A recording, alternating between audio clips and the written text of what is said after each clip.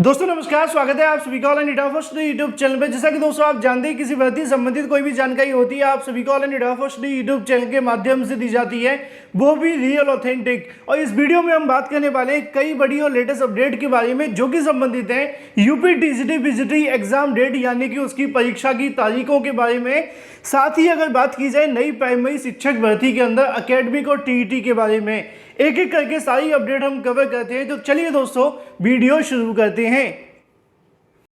दोस्तों आगे बढ़ने से पहले हम बात करने वाले हैं सीटेट 2023 के बारे में। सीटेट में आपके जितने ज़्यादा नंबर होंगे टीचर वैकेंसी में आपकी उतनी ज़्यादा मेरिट हाई होगी, क्योंकि टीचर वैकेंसी में आपका 1/4 जोड़ा जाएगा। तो इस बार का सीटेट आपके लिए बहुत ज़्यादा महत्वपूर्ण है, इसीलिए ऑली बोर्ड आपके लिए लेकर आए 150 से ज़्यादा टेस्ट, पेपर 1 और पेपर 2 सेक्शनल आपको जो टेस्ट हैं वो देखने के लिए मिलेंगे।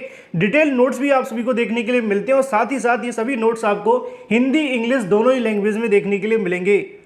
इतना ही नहीं, आप यहाँ पे फ्री टेस्ट भी अटेम्प्ट कर सकते हैं। जैसा कि आपको वीडियो की डिस्क्रिप्शन में लिंक पे क्लिक करेंगे तो आपके सामने कुछ ऐसी विंडो ओपन होगी जहाँ पे आपके सामने फ्री टेस्ट देखने के लिए मिल जाएगा। सीटेट का पेपर ऑनलाइन होता है तो आपको ज़्यादा से ज़्यादा मॉक टेस्ट देने चाहिए, जैसा कि आप अपनी स्क्रीन पर देख सकते हैं। इस टेस्ट को देने से आपको कहीं ना कहीं महसूस होगा कि परीक्षा में कितना प्रेशर होता है, कितने समय के अंदर कितने क्वेश्चन आपको सॉल्व करने होते हैं। और इसी के जैसे 150 से ज़्यादा टेस्ट देने के लिए आप सभी को परचेस करना होगा ओनली 349 में, जहाँ पे आपको OAS इस्तेमाल करेंगे OAS 40 तो आपको मिलेगा इंस्टेंट डिस्काउंट। लिंक आपको वीडियो की डिस्क्रिप्शन में दिया गया है, अभी लिंक पे क्लिक करें और टेस्ट सीरीज को परचेस करें बेहतर और अच्छे नंबर पाने के लिए।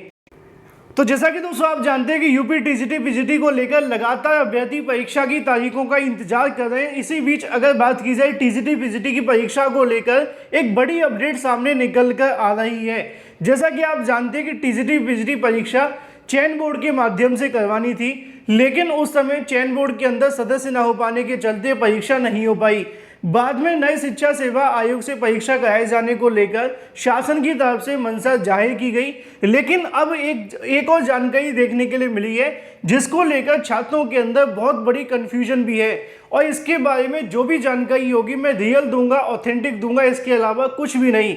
तो चलिए पहले उस जानकारी को समझ लेते हैं, उसके बाद मैं आपको रियल जानकारी बताता हूँ।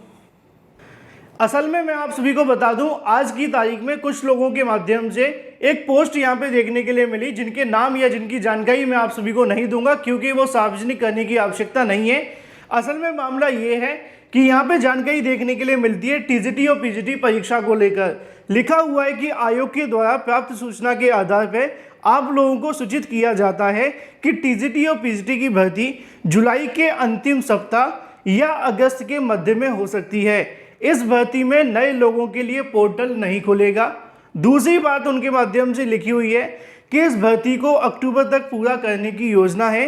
इसके साथ ही इस परीक्षा के तुरंत बाद 16,000 पदों पर अगस्त में नया विज्ञापन आएगा, किंतु ये भर्ती 2024 चुनाव के बाद पूरी करने की योजना है। अतः यहाँ पे और भी बहुत सारी जानकारी लिखी हुई है, लेकिन इस जानकारी का सोर्स क्या है वो मैं आप सभी को बता देता हूँ।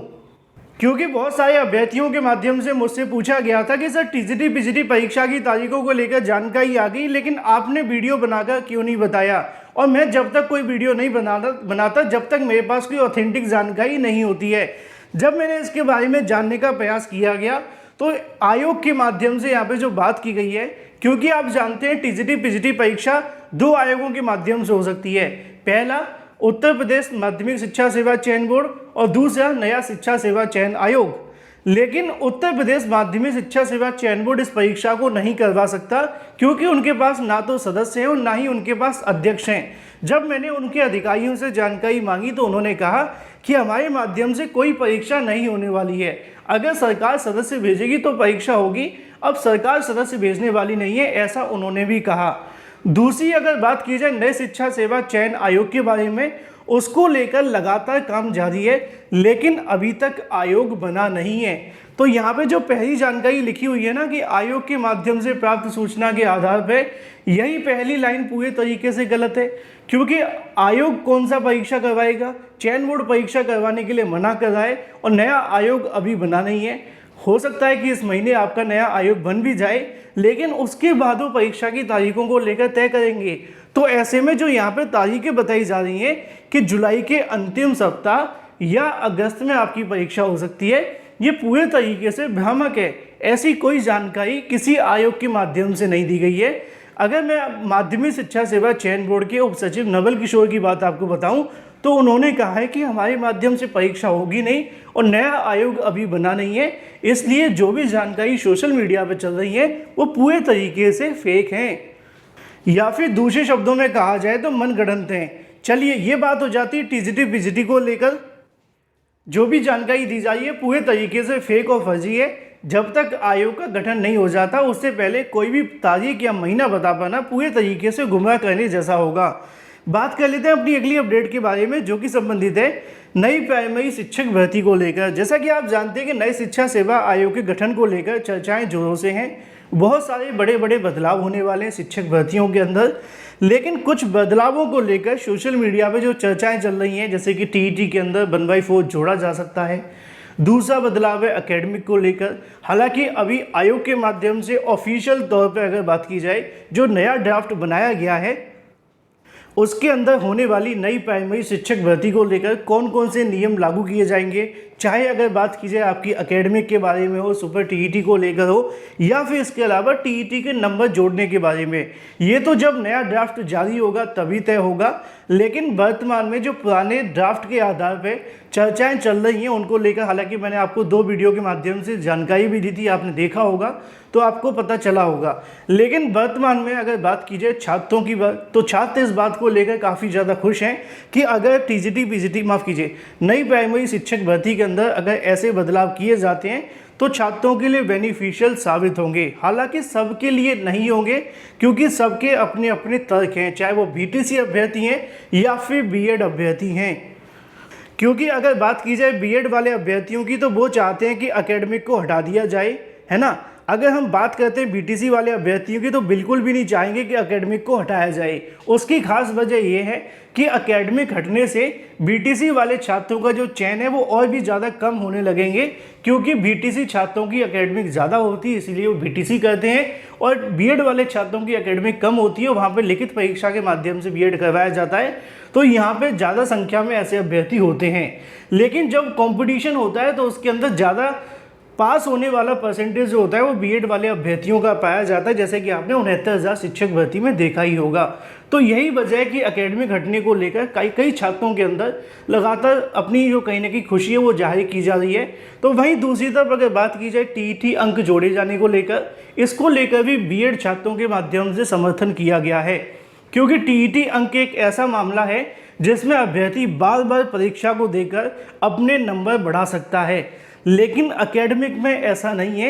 एकेडमिक में जितनी आपकी एकेडमिक है आप उसमें बदलाव नहीं कर सकते। बाद में आप चाहे जितने मर्जी इंटेलिजेंट हो जाएं, 10th और 12th में जितनी आपने मेहनत की होगी उतने ही आपकी एकेडमिक में जोड़े जाते हैं। लेकिन अगर टीईटी में नंबर जुड़ते हैं तो निश्चित तौर पे इसमें हर बार आपको बदलाव देखने के लिए मिलेगा, और ज़्यादा से ज़्यादा अभ्यर्थी की कोशिश यही होगी कि अच्छे से अच्छे नंबर लाकर टीईटी के अंदर लेकर आए, जिससे कि शिक्षक भर्तियों में उनका चयनित होने का सपना साकार हो सके। यही वजह है कि नई प्राइमरी शिक्षक भर्तियों के अंदर होने वाले बदलावों को लेकर छात्रों में काफ़ी ज़्यादा उत्साह है। अब देखना ये होगा कि नए शिक्षा सेवा आयोग के ड्राफ्ट के अंदर कौन कौन से बड़े बदलाव होते हैं। बाकी आपकी राय क्या है वो कमेंट करके आप बता सकते हैं। चलिए बात कर लेते हैं अपनी अगली अपडेट के बारे में, जो कि संबंधित है एडेड जूनियर को लेकर। एडेड जूनियर शिक्षक भर्ती को लेकर लगातार अभ्यर्थी पूछ रहे थे सर इसकी क्या अपडेट है। तो एडेड जूनियर शिक्षक भर्ती के लिए आज मैंने फिर से अधिकारियों से पूछा तो उन्होंने बताया है कि चुनाव के चलते भर्ती शुरू होने को लेकर कोई भी अपडेट नहीं है। हालांकि 15 मई को सुनवाई लगी हुई है। अगर 15 मई को कोई अपडेट हो जाती है या फिर कोई ऑर्डर दे दिया जाता है तो एडेड जूनियर शिक्षक भर्ती शुरू हो सकती है। ये थी दोस्तों अभी की लेटेस्ट अपडेट। वीडियो पसंद आया तो वीडियो को लाइक कर दें और शेयर कर दें। चैनल को सब्सक्राइब करके बेल आइकन को दबा लें।